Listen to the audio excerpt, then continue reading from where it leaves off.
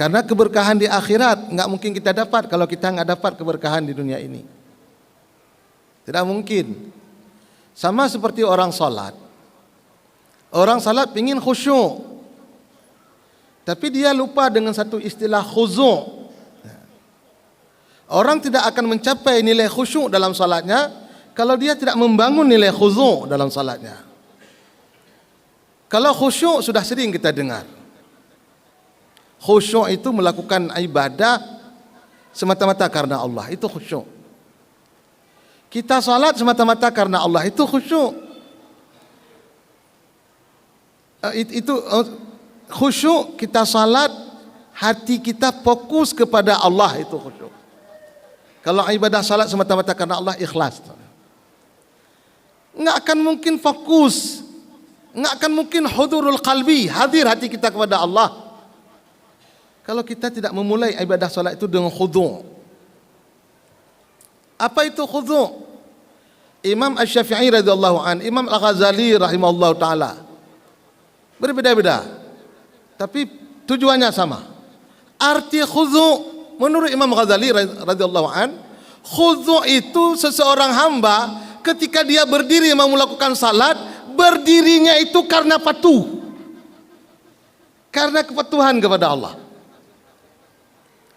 Imam Syafi'i mengartikan khudu' ketika orang ingin melakukan salat, si musalli itu ingin melakukan takbiratul ihram, maka ketika dihadirkan hatinya itu, dia melakukan karena takwa kepada Allah, yang tujuannya sama.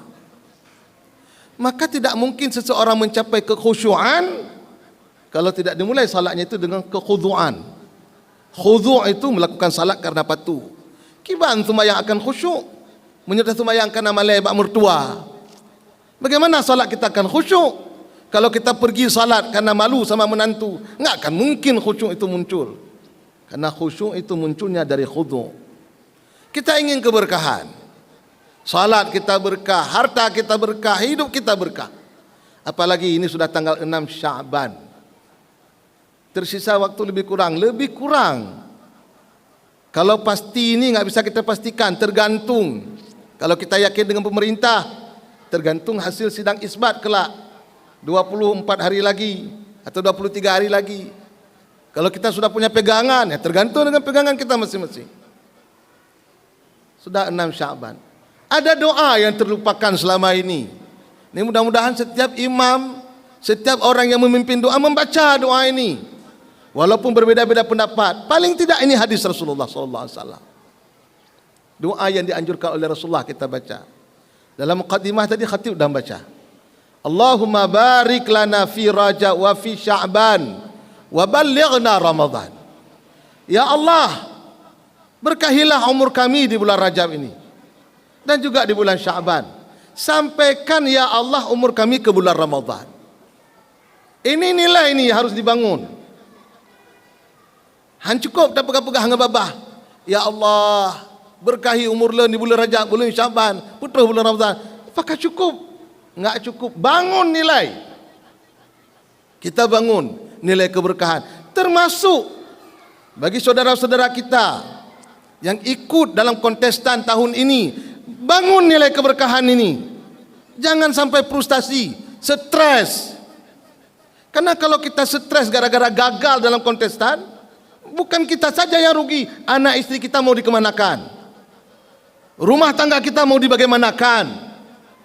Disinilah letak iman. Keberkahan itu dia akan berada dalam keimanan seseorang, dalam pekerjaan seseorang, dalam ucapan seseorang. Itu keberkahan. Tak pegah berkah hudib, tapi iman membicut hana. Ban gagal tak mau rumah sakit jiwa. Kiban keberkahan hudib lagian. Ban gagal kajak-ajak berjalan modern ya gulam-gulam situ. Panena akhirnya berkah. Tapi nilai keberkahan itu dimanapun dia berada, dalam kondisi apapun dia berada, dia masih punya orang yang menentukan, yaitu Allah Rabbul Izzah, Rabbul Alamin. Menyeurung tua ke Allah, menyeurung hana ingan Allah, hana keberkahannya. Enggak ada keberkahan itu. Kaya kita, berhasil kita jadi DPR, jadi apapun, kalau kita lupa dengan Allah, jangan harap ada keberkahan hidup. Harta yang ada bukan mendekatkan kita dengan Allah, menjauhi dengan Allah. Ketika kita nanti punya harta, berpoya-poya dengan harta itu, main perempuan dengan harta itu, berjudi dengan harta itu, ini mana letak keberkahan? Ini nampak sendiri, boleh dinilai nanti sendiri. Mana harta yang berkah, mana yang tidak. Mana hidup yang berkah, mana yang tidak. Mana ibadah yang berkah, mana yang tidak. Nampak. Biar tak gebak gop, tak gebak draw masing-masing tayo. Lihat pada diri kita masing-masing dulu. Sudah selama ini kita hidup punya harta sekian, mobil sekian, rumah begitu indah. Ada enggak terasa keberkahan dalam hidup? Ini nilai doa Rasulullah harus kita pahami. Mungkin rumah bertingkat, mobil berkilat, tapi apa-apa lah dalam rumah mentingkatnya apa-apa. Tinggal di rumah mewah tapi apa-apa. Apa-apa bahasa Aceh jamun no. Bahasa Jino ngak tenang. AC 8 PK tapi ngak ada dingin, panas. Di mana berkah?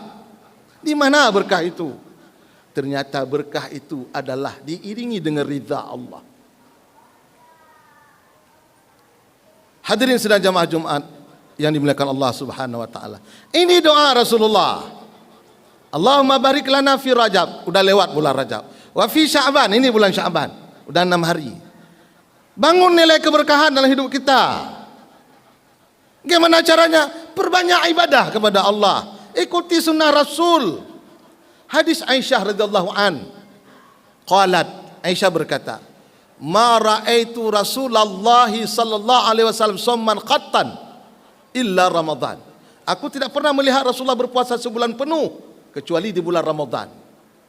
Wa ma ra'aituhu aktsaru min siyamihi illa fi Sya'ban. Dan aku tidak pernah melihat Rasulullah berpuasa paling banyak kecuali di bulan Sya'ban. Ketika ditanya kepada Rasulullah, "Ya Rasulullah, kenapa engkau banyak berpuasa di bulan Sya'ban?" Hadza syah, bulan ini bulan yang diabaikan oleh manusia karena dia berada antara bulan Rajab, bulan Allah dan bulan Ramadan. Maka aku banyak berpuasa di bulan ini. Ada riwayat mengatakan kalau bulan Sya'ban itu 30 hari, Rasulullah berpuasa 29 hari. Kalau bulan Sya'ban itu 29 hari, Rasulullah berpuasa 28 hari. Ini berdasarkan hadis Aisyah. Paling banyak Rasulullah berpuasa. Kalau di bulan-bulan yang lain itu sudah rutin, 3 hari di awal, 3 hari Siyamul Aswad, Siyamul Abiyat. Itu dah jelas 3 hari. Senin, Kamis. Tapi di bulan Sya'ban ni kenapa Rasulullah melatih? Walaupun beliau enggak mungkin lagi ada makna pelatihan, memang dah Rasul yang maksum. Tapi beliau ingin menzahirkan syariat kepada kita umatnya. Bertatem pebut lagi Rasulullah. Dah haid totalitas. Lagi ibadah Rasulullah, lagi amalan Rasulullah. Berhaid dah pebut menurut tanya. Haid tibura bulan Sya'bannya. Senin Kamis benar. Yang Senin Kamis nampak lepas Senin Kamis. Macam legak pura home. Sibuk dengan pekerjaan. Di mana ada nilai keberkahan dalam hidup kita kalau seperti itu? Nah, yang terpenting kita doakan kepada Allah dengan doa Rasulullah ini. Wa ballighna Ramadan. Ya Allah, sampaikan umur kami, sampaikan keberkahan harta kami, sampaikan keberkahan ibadah kami ya Allah sampai kelak di bulan Ramadan. Ya enggak lama lagi. Yang punya bahasa Aceh ketek metek menggantau jum ke hura-hura ke pekan ke bulan. Ke habis. Yang hampa cuma rasanya tapi ke kan tanggal 6 Sya'ban. Handede lusa ke 8. Lusa raya kasih kurung. Lusa raya kasih peluh. Handede ke habis Sya'ban. Untuk pegah tema umar ke Ramadan lam. Nyo kadu lam. Kiban iman tanya menyona bahasa lagi nya. Kadu lam tanya, kadu lam. Nyo bahaya tat iman lagi nyo. Menyona urung pegah lagi nya. Nyan ka puasa lam. Ni sama persis lagi orang bilang, ya kau teluh lam. Handa tes ya kan ibadah. Nyo bahaya. Je ne buka dalam kitab Tuhfatul Gharibin ada penyebab ucapan tu menjadi seseorang murtad. Di antara ucapan yang menyebabkan orang murtad itu gekun oleh ulama apabila dia berkata ketika hilang hartanya, terbakar rumahnya, ubud Allah leo. Pehana bud lain. Ini murtad ucapan ini. Hati-hati ini. Baik fikir wayang-wayang. Malah dalam kitab Tuhfatul Gharibin dijelaskan satu kasus, seandainya kita mengajar sama orang Islam, kita juga mengajar sama orang kafir. Ketika dikasih ujrah yang sedikit, orang mengajar privat, mengajar bak orang Islam kerja bak perusahaan orang Islam, ijo ni pudah-pudah, ka mata kerja bak orang kafir, nyo murtad oh. Dan bahasa ini udah lumrah sekarang. Nyo lagi nyo mengata kerja dengan orang kafir, mengata kerja dengan orang non muslim, hati-hati. Ini bahasa yang membuat iman kita jadi cacat. Tak fikir lawak-lawak, tak fikir kakak orang lagi ni. Termasuk bahasa yang lumrah sekarang. Bahasa ingkar janji. Nak pernah dengar bahasa ingkar janji? Hai, tapi tanya janji kan pos 08. Pos 30 kalau dalam terus. Hai, nyo je murung Aceh dengkunya, hati-hati ucapan lagi nyo. Nyo merusak iman. Nyo ucapan ingkar janji nyo. Lewat tadi pegah, pekan je telah tak mulai acara haji, pekan je telah tak terus. Hai, tanya bermaklum jurjem orang Acehnya, terbayangnya jemur Aceh melipik-lipik, putar-putar, hana bulat lagi jemur Indonesia. Nyo bahaya tak? Nyo bahasa ingkar janji, biar terpakai eleh nyo. Nyo bangga tu malam, mati ke urang ramai bangga. Nyo jemur Aceh, tunggu sang jemur Aceh beda dengan jemur 28 jam sang. Hati-hati, ucapan itu membahayakan kita, membahayakan akidah kita. Dan mudah-mudahan hidup kita yang tidak lama lagi, kita enggak tahu kapan akhir hidup kita. Kullu nafsin za'iqatul maut, setiap yang bernyawa pasti mati. Iza jaa ajaluhum la yastakhiruna sa'ah wa la yastaqdimu. Apabila ajal sudah sampai, enggak bisa kita minta dipertangguhkan sejenak ataupun kita minta dipercepat. Inilah hidup, inilah kondisi kita, inilah kehidupan kita. Maka berhati-hati dengan kehidupan, karena pada hakikatnya kata Rasulullah, kehidupan ini ada gambaran fata morgana. Kapan kita terjaga dari mimpi kita? Ketika kita sudah dimasukkan ke alam barzah. Tapi kesadaran kita saat itu enggak ada bermanfaat sama sekali. Maka sedang seperti ini, banyak-banyaklah cari keberkahan kepada Allah dengan selalu bersilaturahim, menjaga amal ibadah. Amin. Amin ya rabbal alamin. Lebih kurang khatib bermohon agar diperbanyak maaf.